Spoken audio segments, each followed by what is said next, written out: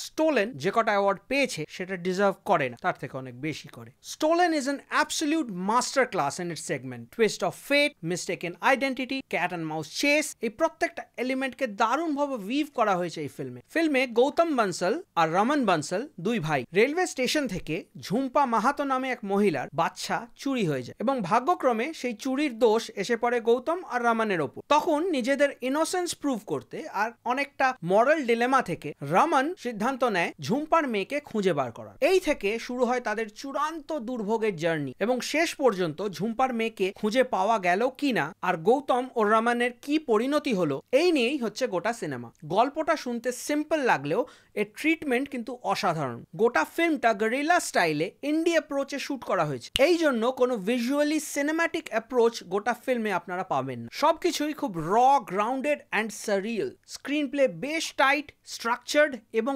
Layered. ফিল্মে কোনো dead air as such নেই। একদম গেট গো থেকেই ফিল্ম পেস ধরে নেয় এবং সিনেমার টোনালিটি অ্যান্ড পেসিং খুবই হোমোজেনাস। প্রত্যেকের অ্যাক্টিং ন্যাচারাল অ্যান্ড ইম্যাকুলেট। ক্যারেক্টারগুলো লেখা হয়েছে টোটালি রিয়েলিস্টিক ভাবে এবং তার ডেপিকশনটাও গোটা কাস্ট দারুণভাবে ফুটিয়ে তুলেছে।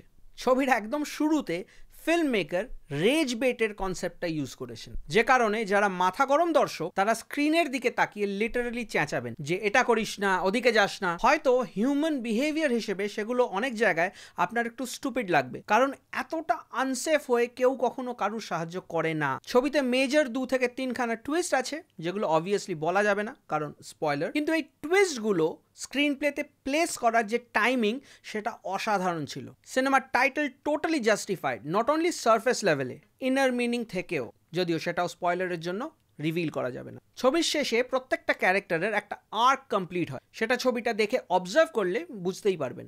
10 on 10 ফর ক্যারেক্টার ডেভেলপমেন্ট। ফিল্মের costume, hair and makeup was excellent. Poster দেখে যা বুঝেছেন তার থেকে অনেক বেশি ব্রুটাল এই ফিল্মটা। Mob mentality, child trafficking, classism, এই প্রত্যেকটা দিক খুব ভালো করে দেখানো হয়েছে এই ফিল্মে। এরকম অল্প বাজেটে যে একটা ভালো ফিল্ম দাঁড় করানো যায় সেটা পরিচালক করণ তেজপাল দেখিয়ে দিয়েছেন। All across the film continuity পুরোপুরি মেনটেন করা হয়েছে এবং গোটা ফিল্মে সাসপেন্স, টেনশন এবং মিস্ট্রি আপনাকে আঁকড়ে ধরে থাকবে। বাংলায় কবে যে হবে এরকম ফিল্ম?